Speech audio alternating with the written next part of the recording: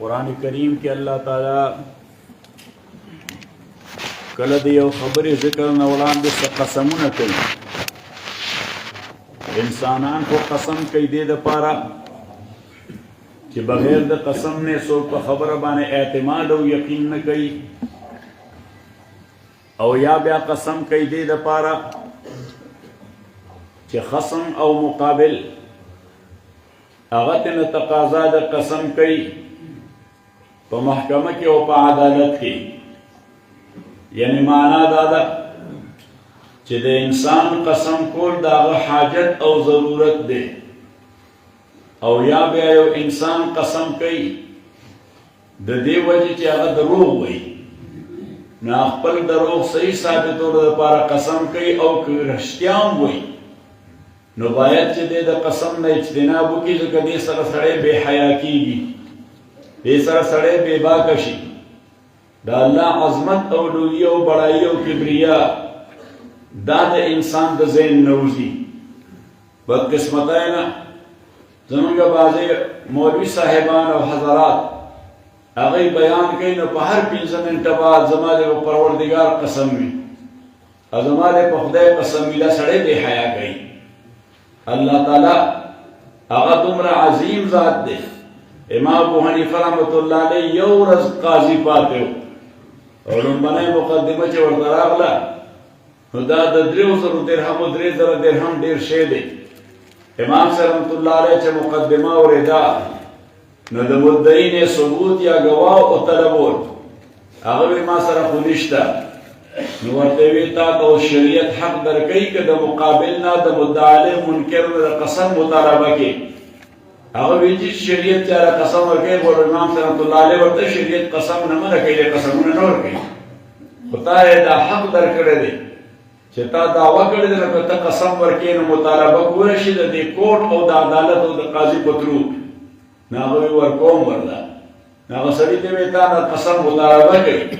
نو که ته انکار وکړې نو د دعوه به ثابته شي، ته به 3000 درهم ورکړې، او که قسم دې وکړو نو بس دعوه به ډراپ شي او ته به خلاص شي. خو د الله نه یریږه، دا په قبر کې دا شی به تا لپاره ډېر نقصان دی وي که په دروغ دې قسم وکړې. خو سړی راوړاندې شه قسم کولو ته ممکن ده چې رښتونی نو قسم ته راوړاندې شه. امام صاحب رحمت الله علیه باندې لرزه تاري شوه چې کله خبره شروع کړې بس نو بس هغه کنټرول کوي، قسم مه کوه. نو خپل خادم ته ویې ته زما هغه بیګ راوړه، نو هغه وله ابوجهل راوړه. 3000 درهم امام صاحب رحمت الله علیه خو مالدار سړی و، نو 3000 درهم یې راواخیستل، هغه مدعي له ورکړې دا دومره شی نه دی په دې چې د خدای په نوم خلکو له قسم مه ورکوه. هغه مدعا علیه ته ویې دا تا به دا 3000 روپۍ ورکړې وي، خو دا قسم باید چې د نه وې کړې. نو د نیکۍ زمانه وه، نو هغه مدعا علیه ورته یاره چې پیسو باندې مې کار نشته، خو وایي دروغجن ثابتېدم دې وجه قسم ته راوړاندې شوم چې دا به زما لمن باندې داغ ولګي. خو امام صاحب رحمت الله علیه ورته وویل وی ټیک ده، خو ته به متهم شي. متهم معنا چې معاشره کې به خلک وایي د دروغ ویلي دي چې دا پیسې یې نه منلې، خو یې کم از کم د الله د نوم د دې توهین نه بچ شوی، اخلاص شوی وی. نو دا تصور په ذهن کې ځان سره پوه کړئ چې دا د الله په نوم باندې قسم کول دا ډېره بده خبره ده. ولا تجعلوا الله عرضة لأيمانكم أن تبروا وتتقوا وتصلحوا بين الناس. نو عام مفسرین هغوی خو تفسیر کړی چې ولا تجعلوا الله عرضة لأيمانكم، یعنی الله باندې قسمونه مه کوئ. ان تبروا نو هغوی ورته الله مقدر راوباسي، قسم کوئ الله تبروا ولا تتقوا ولا تصلحوا بين الناس. امام صاحب رحمت الله علیه ورته حلف عن البر، د نیکۍ د کار نه قسم کول چې زه به مونځ نه کوم. نو اوس قسم مناقض دی، ځکه د قسم د انعقاد دپاره صرف یو شرط دی چې په کوم شی باندې قسم کې دا کار د قبیلې د ممکناتو څخه دی. ځکه ممکن دی نو ممتنع باندې قسم نه کېږي، نه دی مناقض. نو تاسو له ما یو کتاب لیکلی دی، خو د عباد الله مولوي صاحب سره دی، نو دی ورته یوازې دی. یعنی کتاب به تاسو لیکلی فقه المذاهب المسائل والدلائل، یو وایي 8 جلده کې به وشي، سوره کې به وشي، وایي 8 جلده به وي. نه کې به فقه المذاهب سره د مستنداتو ذکر کړی چې د دې امام دا مذهب دی، دا ولې دی. اره دې امام دا مذهب ته نو دا ولې دی نو پای کې مې دا حروف مار بلکې حروف پر قرآن باندې خو ما مستقل کتاب در ورکړی الحروف والامثال فی القرآن خو بار تدبیر اوس دغه مسلې ذکر مې کو چې ولا تجعلوا الله عرضة لأيمانكم نو سره وی ای ولا تحلفوا بالله عز وجل ان تبروا نو ما به څه ورته مقدر دی لا الله تبروا چې زماره قسم وی نیکی باندې کوم ولا تتقوا زماره قسم وی تقوا باندې اختیارو ولا تصلحوا بين الناس زماره قسم وی کړ چې مخ د چا په میس کې مې روغ وکړه نو دا ټول کارونه د نیکۍ دی انسان مسلمان په مکلف دی چې سړی د نیکۍ د کارونه لکه یو سړی دا وایي زما د قسم وي که ما پلار سره یا مور سره خبره وکړه یا زما د قسم وي که ما مونځ وکړه نو قسم خو مناقض دی ځکه پلار مور سره خبره نه کول ممکن مونځ نه کول ممکن دي نو سنقات دپاره په امکان شرط دی نو هغه ممکن دی خو دا قسم دا واجب النقص دی یعنی د مسلمان باندې دا واجب دی چې دا قسم به ماتوي ځکه څوک د نیکۍ د کار نه قسمونه نه کوي نو کفاره به ورکوي صحیح نو دا مفسرین ضروري تکلیف کړی دی نو ما وی تکلیف مه کوئ ولا تجعلوا الله عرضة لأيمانكم د نفس الفاظو ته وګوره دا اسلوب چې دی دا اسلوب یو تصور ورکوي لکه مونږ وو چې دا شی ټکای کوه ما څه کوه عرضه څه ته وایي عرضه څه ته وایي دال ته وایي دال ته نه وایي ټکای ته وایي ولا تجد دال مفسرین وایي مونږ نه وو ورسره ولا تجد عرضه دا ټارګټ ته وایي څه ته وایي ټارګټ راته دیوال باندې یو ګور دایره جوړه کړل ډن ډن ته شروع کړه صحیح ده ها مخه نو ولا تجعلوا الله عرضة لأيمانكم الله تعالی فرمایي چې دا د الله نوم د قسمونو ټکای مه جوړوئ چې دا غشي را خلاصوئ د الله په نوم نو ستاسو مفسرین سره اتفاق دی که ما سره نو ولا تجعلوا الله عرضة لأيمانكم چې مه ګرځوئ دا نوم د الله ټکای او نشانه د قسمونو خپلو ولې مه ګرځوئ ان تبروا چې ښه خلک شئ وتتقوا متقیان شئ وتصلحوا بین الناس ځکه چې ته دا کار نه کوې نو خلک به در باندې اعتماد کوي نو بیا چې د دوه مخالفینو منځ کې هم خبره کوي هغوی تا ته غاړه کېږي خبره ده انفراد دغسې مسله ده نو داسې زه متقي سړی نه یم خو هسې خدای نه وغواړم ومیره چې دا قرآن ما سره خبرې وکړي نو ښه به نو دې د ورځې نه کوي رڼا کې نه کوي نو د شپې وکړي نو د شپې خو زه هم ټوله شپه ناست یم یا کله ګودم شم نو یکایک دی ما سره خبرو کې زړه راپاسم ځکه دا خوب خو داسې شی دی چې دا اشد انفراده من الابل الشارد دی د ترېدلي اوښ نه زیات زر تښتي او پړی وباسي تښتي نو بیا سړي نه یېرېږي نو بس زړه راپاسم چې دا مکته وسېره نه شي نو بار تدبیر ولا تجعلوا الله عرضة لأيمانكم ان تبروا ګوره ما پکې مقدرات راونه ایستله صحیح مقدرات اولادي کې خلاف اولادي تقدیر خو د قبیلې تجاوز څخه دی څه څخه دی د قبیلې تجاوز او د مجازاتو څخه دی نو مجاز ته خو به صبرون الګ چې حقیقت باندې عمل یا متعثر وي یا متعذر وي یا مهجور وي رواه الشاشي که تاسو یې کړی دا حدیث چا ویلی دی دا شاشي حدیث دی د پیغمبر اسلام حدیث نه دی دا چا حدیث دی نو ځکه ما وایي چې رواه الشاشي چې نظام الدین شاشي ویلی دی نو تاسو شاشي راکړی که وایي او کلکې وایي نو دا ما تاسو دا کتاب لیکلی دی کې شاشي نه واخلې تر تنویر مسلم پورې ټولې خبرې پکې دي دا مې لیکلی بدایة الفحول فی علم الاصول بدایة الفحول فی علم الاصول نو بهر تقدیر عرض مې کوله تاسو خدمت کې چې ولا تجعلوا الله عرضة لأيمانكم ان تبروا وتتقوا ګوره څنګه ښایسته ولګېده صحیح نو اوس الله تعالی وایي چې هسې بې مقصده قسمونه بې ضرورته قسمونه مه کوئ صحیح اوس الله تعالی خو نه احتیاج لري نه څوک عدالت ته او محکمې ته بوتلی شي چې هغه مدعا علیه وي بیا به هغه ته ضرورت چې قسم وکړي دا دعوه رد کړي خو بیا هم دغه الله تعالی قسم کوي نو د ده قسم یا خو عظمت د مقسم به ثابتوي هلته څه ثابتوي عظمت د مقسم به لکه الله تعالی فرمایي چې والفجر قسم کوي د سبا په وخت باندې یعنی دا ډېر عظیم وخت دی وليال عشر قسم می دی په لس شپو د ذوالحجې باندې دا ډېرې عظیمې شپې دي والشفع والوتر قسم دی په جفت او په طاق باندې نو مفسرین ابن عباس صاحب وایي چې جفت او طاق رکعتونه د مونځ په مراد دي چې قسم وي د مازدیګر په مونځ باندې چې رکعتونه جفت دي او قسم وي د ماښام په مونځ باندې چې رکعتونه طاق دي صحیح خو ما وایي ما دا خبره ده خو زه نه وایم نو زه بیا وایم والشفع والوتر چې قسم مې دي په جفت باندې یعنې په جوړه باندې ومن کل شیء خلقنا زوجین لعلکم تذکرون او قسم مې دي په طاق باندې چې ذات د باري دی ځکه واحد حقیقي څوک دی نور مونږ او تا خو واحد یو اضافي نسبي حقیقت پکې نشته نو واحد حقیقي یوازې الله دی نو معنا یې دا چې قسم مې دي په مخلوق باندې په خالق باندې دې باندې وبل پی ایچ ډي کې اراده او کنه زموږ د تفسیر په یو حساب باندې پی ایچ ډي وکړه نو اوس دا ورته نور مواد ورکوم چې دی وبل پی ایچ ډي وکړي والفجر وليال عشر والشفع والوتر ورپسې الله سوی والليل اذا يسر قسم دي په دې شپه باندې چې کله دا سیر کوي یعنی ختميږي مغرب طرف ته انو دا وخت د تهجد دی دا وخت د صبح صادق دی ځکه دغه دې وخت د سیر دی ټول شپه سیر کړي او فنا کیږي کله دغه وخت انو والليل اذا يسر انو ورپسې سوی هل في ذلك قسم ما ته یاد دی ما تاسو ته وایي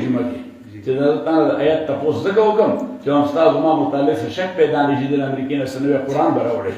نو زه هغه قرآن وایم چې کوم الله په محمد رسول الله نازل کړی صلی الله علیه وسلم اوس په دې ډیر خوشاله چې الله تعالی د 1975 نه قرآن سره د ممارست ملابست را کړی دی نو بیا په ما قضا کړی نه نو تاسو الله تعالی دې در ځان کدن تر حالت د قرآن ما له تعلق نه ما د خدای د قرآن الله تعلق نه نو استاد خدمت کې مې عرض کو چې هل فی ذلک قسم الذی حجر نو دا هل دا حرف دی هل او فی حرف دی دا حرف په حرف باندې داخله دا بالکل حرام ده ابن حاجب په نسبانه رواه ابن حاجب دا ابن حاجب حدیث دی صحیح شو د معنویت لپاره هل دا خو په معنا د قد وایو لك هل أتى على الإنسان حين من الدار قد أتى على الإنسان حين من الدار هل تنسوي؟ منذ استفهامي وطلبتك تحقيقك قد أتى على الإنسان حين من الدار لم يكن شيئا مذكورا هل في ذلك قسم لذي حجر ما إذا هل بمعنى قد فكقدنا هم حرفنا هذا حرف دخول بحرف هذا شريعة لكن في الشريعة كمونغا حب شرعي حرام وای دا د نحوی حرام دی دا نحوی ممکن ده چې په حد ورکړي شي او کنه بلا حرام باندې حد دی غلا دا حرام ده حد پښته کنه زنا حرام ده نسلی په حد ده په نو دا د نحوی حرام دی باندې حد پکار دی که زیات نه کم از کم صدیق کولی او کنه حد عبد دا ورکول پکار دی نو دا هل في ذلك قسم لذي حجر نو دا قد في داخل جنونغو مش مقدر وتروى تصبر لا تجيبي لكن روانه بدن خلاصي سبب حرام بدن خلاصي نمونغا تو چې قد پسې يوجد مقدر او بس قد يوجد في ذلك قسم لذي حجر قد يوجد في ذلك قسم لذي حجر چې یقینا مندشي په دې کې قسم د عقل مند لپاره او حجر اصل کې کوټګۍ ته ویل کا حجره उनका कोटा गया तसो है हुजरा या जमन में अजीज वले रगम खादा काल जी ये तमु सवाय नो असल के हुजरा वही कोटा गया था सतो कोटा गया था वड़े कोटा गया था नो पदी दिमाग की दे दा किताब दा दिमाग कोला को ब्रेन स्पेशलिस्ट ना तासो तपोसु के द दिमाग सो माहिर ची नो दन ते सरो गोटा में कोटा गया वड़ा बनते नो दे अकल मरकज दा रे दे अकल मरकज दगा दे अनो الله تعالی وی چې یقینا مندشي په دې کې قسم لذي حجر قسم په معنا د عبرت ما تاسو ته ویلو چې یقینا مندشي په دې کې عبرت د چا لپاره د صاحب عقل لپاره دی حجر او د عقل ته حجر ولي وینو د معنا ما مرګرو ته وکړه ما حجر په معنا د منع دی لکه تاسو کتاب الحجر والافلاس ویل دي کنه ویل نو ما د فقه د کتاب په تاسو له تفصیل لیکل دي صحیح څه کتاب كتاب الحجر ولا حجر منع توي حجر توي ما توي او عقل الله تعالى حجر زكوي شداد ناروان سړی منه کوي خالق عقل کار کوي اکل که زمون د عقل په شان راځي چې سړی دوله ترې به کنټرول کنه راو کوي ځکه چې زمونږ عقل سره درې سړېدو له درې سړېدل خو مولی شي او د غویانو سړېدل نه هغه سړېدو له درې بس بې عقله پاتې نو بیا نو هل فی ذلک نو دا ډاکټر صاحب ضیاء الرحمن دې ما ته نیک نیک ګوري چې دا حجر په معنا د منع او عقل ته مانع ویل او دا چېرته شته نو مونږ وایو او ومن اعرض عن ذکري فإن له معيشة ضنكا ونحشره يوم القيامة أعمى قال رب لم حشرتني أعمى قال كذلك أتتك آياتنا إنه هذا النبي جمد عقل تبين شنو من عقل كذا سيدي القرآن كذا سورنا نوزي الله دې موږ دې قرآن کې ورنه باسي موږ نه قرآن کې نه وځو نه راکې قرآن راغلی ځکه ګډوډ نو خدای دې موږ په دې قرآن کې ورنه باسي دا قرآن دې خدای موږ کې رانه باسي نه ان فی ذلک نو ها جواب سره نو هي سره ماخوذ ده نهي نهي څه ته وایي منع ته وایي نو عقل تعالی نو هي څه کوي چې دې د فواحشو نه د منکراتو نه د بحیايۍ نه د بدتمیزۍ انسان منع کوي او دا اره چې د عقل چې سره دور نه تلي چې دې کار کوي نو هل فی ذلک قسم ذی حجر یعنی یقینا مونږ شي په دې کې عبرت د ذی حجر لپاره د عقل مند لپاره نو دا قسم الله تعالی کوي د دې مقسم به د عظمت ثابتولو لپاره بیا کله قسم کوي الله تعالی مقسم به گواه ګرځي په جواب د قسم باندې لکه والضحى قسم دي په وخت د ضحى د شاش والليل اذا سجى وقسم دي په شپه چې کله دا تور شي ما ودعك ربك وما قال نبي عليه السلام بل وحي بنوا اتورد الى سوره سلبي خدي سوره جوا يورد بنوا النبي عليه السلام تدير تكليفه النبي عليه السلام دير تكليفه او مشركين ورتوي في هغه شیطان جوړ کار اوس نه راځي ځکه چې سوالونه کوي می جمیل ورته شیطان جوړ نه راځي معاذ الله جبريل امين ورته یادو بیا شیطان جوړ ستاره د اسمان خبرونه نه راړي نو نبی عليه السلام ته دې تکچار ادا ټول تکلیفونه برداشت د وینو ډک شه صحیح دوی په کارو وشته چې د وینو ډک شه او په دې معید را تصادر مرای ته واچو سترګې مې راووتې په دې مې څه کار نشته خو چې تر اثر علاقه منقطع کې او ټلیفون کټ کې دا معاملې د دې ټلیفون کټ کې دا معاملې دا څه دی دا معاملې دا په ناقابل برداشت ده صحيح نغيب وتري لعل ربك ودعك وقلاك ولك استا پروردگار ودعك چتاته باي صحيح باي مش بس ختم شو وقلاك قلاك معنا ترك ندى اني لعملكم من القالين رسول الله صلى الله عليه وسلم اني لعملكم من القالين من المبغزين زمان استاذ دي كل وركون للبوس ناسي وتوي هذا شو رسول شيء او اذا كنا غول لا قال الرسول عليه الصلاه والسلام ورتي اني لعملكم من القالين دغن دكا غير بشي نور يسوع حاجه في شيء واحد انا دا قلا ده فعل قالين بدينا ماخوذ به قالين صيغه اسم فاعل ده قلا يقلينا قلا يقلينا فمعنى ده ابغض يبغضه وما ودعك ربك وما قضى ما ابغضك نقول الله تعالى رخصتي درکړه چې بس تعلق ختم شو سفارتي تعلقات ختم شو وما قلاك ما ابغضك نو د خدای ته بدی شي نو د خدای ته بدی نو دا قسم دای په دې گواه نو څنګه گواه چې قسم می دی په وخت د صاح باندې د صاح وخت سره باندې می دنورنا او نور په څه باندې مشهور دی رڼا باندې نو لکه څنګه چې نور وی رڼا ته نشي جدا کېدی شپه وي تیاره ته نشي جدا کېدی نو او پیغمبره چې ته یې نو زه تا نه نشم جدا کېدی داسې په ګواه په جواب قسم باندې چې ما ودعک ربک او درې دا قسم دا راځي د دعای خیر یا دعای شر لپاره د دعای خیر لپاره لا دعای شر نو دعای خیر مثال قرآن کې موجود دی دا چې الله تعالی واقع ذکر کوي د یو پیغمبر نو په دام نس کې ویل عمرک انهم لفی سکرتهم یعمهون نو موږ ورته جمله معترضه وایو چې یو کلام رواني په میس کې ساجدګي باندې خبر راشي په میس ساج نبی باندې خبر ناګه ته موسی وایي جمله معترضه او تاسو موږ ټول ټي وی والے یو نو په ټي وی کې ډرامه روانه نو په بیس کې اډورټایزمنت راشي زه ورته وایم دا په اډورټایزمنت دی صحیح او اصل اصل چې ډرامه خای نه هغه په تا باندې تا خوشاله ډرامې ده ته نه هغه شیخ هرڅای څه شیخ هرڅای مې کې چې اډ راشي صحیح نو ما ویل الله تعالی دا قصه د پیغمبر کوي نه خو چې نبی علیه الصلاۃ والسلام نبی صاحب تور غاړي میاشتې په کې اډورټایزمنت وکړو موږ ورته کمرشل وکړو څه ورته وایي نو میاشتې کې کمرشل ورته کړی چې ګوره اصل کې دا سودا دا وخت خدای په به مباسا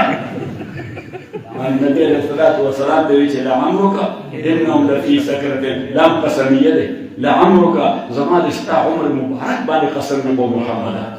صلى الله عليه وسلم انهم لفي سكرة يعمهون دا خلق بخبره به خدای کې سرګردان روان دي نو دا قسم دا د دعای خیر لپاره دی چې لعمرك زمان استا عمر یعنی الله دې عمر برکت وکړي دعای خیر سمانه الله دې عمر برکت نو خدای عمر داسې برکتی کو د پیغمبر اسلام نبوي عمر سوره دی درویش کاله په درویش کاله کې دنیا کې هغه انقلاب راوسته هغه انقلاب چې هغه انقلاب جاری د تسلسل سره او قیامت پوری بجاری حالانکه خلک سلګونه کال ولګي په یو کلی کې انقلاب نشي راوسته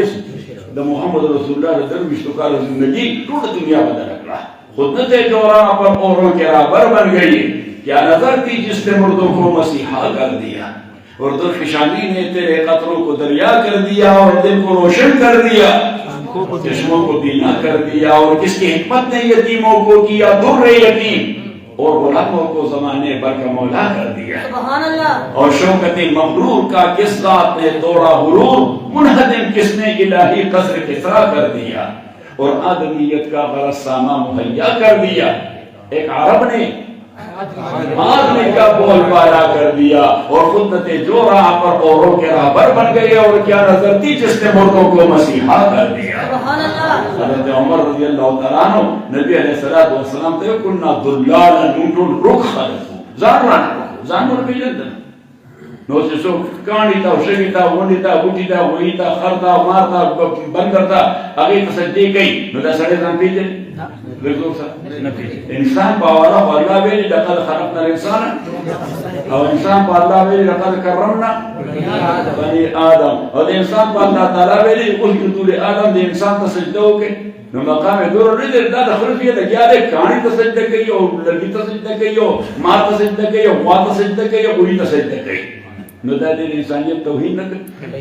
لږ زور سره اوس دغه انسان چې دا دومره ډېر محترم دی حضرت عمر رضی الله تعالی عنہ دا ټول کارونه به کول ځان نه ورکو دا نه چې ځان را نه ورکو ځان را نه ورکو چې هغه تکبر دی نه وي ځان نه ورکو ځان ورپېژنده نو الله تعالی مهرباني وکړه چې دې راولېږلې حضرت عثمان رضی الله تعالی عنہ دا ډېر سخي سړی یو غریب صحابي نبی علیه الصلاۃ والسلام ته راغی وی چې واده کوم نبی علیه الصلاۃ والسلام ورته خدای ستا واده بختور کړي خدای ستا واده بختور کړي وینه چې دا نه و دعا خبره خود کې پیسې مې پکار دي صحیح نظم دې امرونه ته تاسو دې پیسې پکار جماعت امام ته چې واده کوم پیسې براکې صحیح ده نه د مولانا د امامانو ډېر ښه تعلق یې خلکو سره مالدار خلکو سره نه هغه به شاته وایي وربه ګوره پیسې سماجي معاشرتي تعلق دی نو چې هغه چاته وایي مسلمانان خلک دی دا زموږ مدرسې چلېږي دې له پیسې تاسو کور جوړوئ که د عوام درکوئ او دا جوماتونه چې چلېږي او دا تا چې سپین یا تور پټکې والا دی او سپینې جامې دی چولی دی ښایسته واسکټ دی او ښایسته بوټان دی چولی دا چېرته نو دا عوام خلک دی خلک نه دا ښه خلک دی نو چې ورته مونږ ووایو چې دا یو نوجوان دی کویدلی شوی ده خو غریب وس نشته هغه وایي زه به استاد چې چاته وایم زه به درکړم داسې کوي او چې امام کې اخلاص ایمان کې الله ټول مخلصان نو بعد از دې عرض وکړو ستاسو خدمت کې چې نبی علیه الصلاۃ والسلام ته صحابي چې واده کوم نو وکړه الله تعالی دې بختور کړي دې دعا خو راته کوئی پیسې پکار دي نبی علیه الصلاۃ والسلام ورته عثمان کور د معلوم دی ویجو معلوم دی ورته چې دروازه پټو بهر راوځي ورته د خدای په نوم څخه پیسې راکړه واده کوم نو ته عثمان رضی الله تعالی عنہ 200 درهم ورکړل سولو ناغه بیا جمعه تراغې نو سي درکړ وی او د 200 درهم نه بس کار پکې وی نه چې زه تاسو له دعوت در کوم ټول صحابه او پر دې باندې دعوت ډېر ښه کار وی تاسو له کوم دعوت در کوم ټول صحابه له دعوت در کوم ټول مدینه والا راغواړم مدینه والا راغواړم نو تاسو له دعوت در کوم پیسې نورې په کار دي نو نبی علیہ الصلوۃ والسلام ورته بیا راشه نه بیا ورته دروازه وه نو دې ورته وایي چې محمد رسول الله د پات سره نو د عثمان چې راوته ویل مرګري وی اوس پیسې کمی دي د رسول پاک د پات سره نو ګور سره څه وایي بیا ورکړي اولې 200 ورکړي نه غراغه نبی علیہ السلام ورته پورا شوی د پورا نام زیات شوی کار بس خوکم سبو کار بخوکم او خ کار بوکم انو چې حضرت عثمان نو نبی علیہ الصلوۃ والسلام د عثمان راوي شي وی چې درغه خدای په نامه دې راوته دوه دی ولا ورکړي او چې دې ځان پر سرور دی راغلي نو هغه وی چې موږ باندې د مهرباني خوستار مو خدای سره جوړ سبحان الله وینا موږ سړي تاجو نو ذکر امرګرو کوم وام داخله چې محمد رسول الله صلی الله علیه وسلم ټول بس خرج پیونو څنګه ما وایي موجوده دور کې د ټول نه مضبوط اقتصادي معاشي قوت د چاینا والا ټول دنیا بازارونه دی لګي هر شي چې جوړ نه کړي سره چاینا یو امریکا هم ټول دی نه راغله امریکا نو ما یو مرګ نو په څه کې نه خلک صحیح نه راغله ورته نو مولا ما بلی کې سمې شو له واسطه چې هغه څنګه ورته نه وکړه نه ډرامه چي دي نه ما دې له ټول مې د چاینا دي نو ما ورته تاسو وایي وی مې دې یو اس اس نشته چې هغه راشي د امریکای نو ګورې مې دې یو اس اس نشته نو مې شته هغه سوال نه ځکه چې مې امریکا باندې ګوټ جوړې نه باندې جوړې نو واسکټ جوړې مې دې خو یا بم جوړې یا جیاز جوړې تا رقم یو واخلم جیاز کا بم صحیح ده مې ته خو جیاز جوړ روان دې نو مې جیاز راوخلم بم دا راوخلم بعد دې نو حج په کوستا خدمت کې چې لعمرك انهم لفي سكرتهم يعمهون نو دغه څه خبره ده چې الله تعالی ورته خدای دې عمر برکت کا نو یره خدای سي برکت دې چې برکت روان دي موږ ټول په دغه برکت باندې وخت یې څنګه او دا خلا دا ګوره موږ ټول عملي کوتاهي ډیره ده کلیسته خو ګوره د ټول نه کوتاه مسلمان کو د عمل په اعتبار ډیر کوتاه کار مسلمان چي وي خو ګوره دا الله تعالی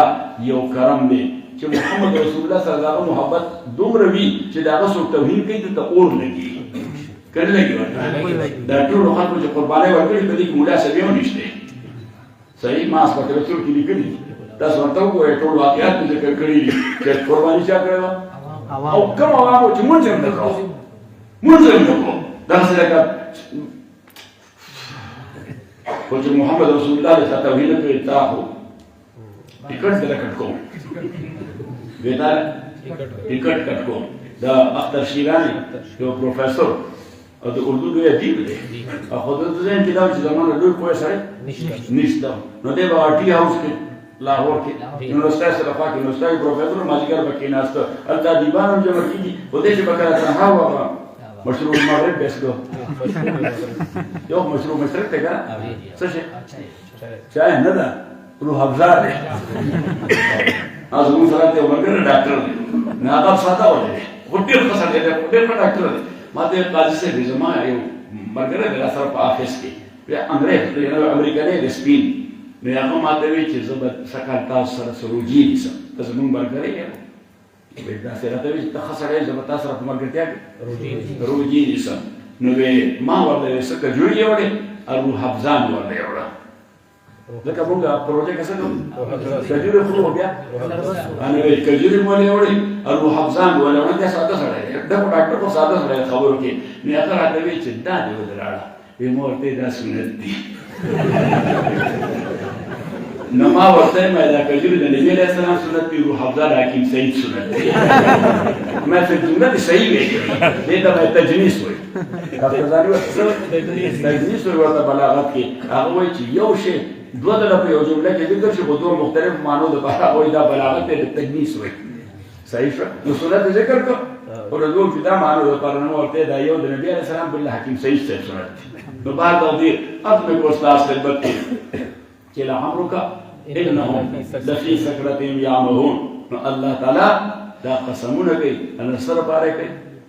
ان دې د پاره کوي چې مقصد به عظیم ثابت شي، دې د پاره کوي چې مقصد به گواهی په جواب قسم، او دې د پاره کوي چې د برکت دعاګانې کوي. نو مزید به ان شاء الله بیا په تفصیلات وایو. الحمدلله رب العالمین والصلاه والسلام على رسوله محمد واله واصحابه اجمعین. اللهم ربنا احسن عاقبتنا في الامور كلها واجرنا من خزي الدنيا وعذاب الاخره. الله تعالی تاسو ټول ته دنیا او آخرت خیر درکړي. خدای ستاسو د مشکلاتو ازاله وکړي. الله د مقصدونو مقصد برابري وکړي، د حاجتونو حاجت روايي وکړي. تاسو زمونږ عزت کړی دی، الله دې تاسو د دنیا او آخرت کې ډېر عزتونه درکړي. زما د والدې مرحومې مو ډېر عزت کړی دی، الله تعالی تاسو عزت دار کړي، الله دې تاسو عزت دار کړي، الله دې تاسو عزت دار کړي. وصلی الله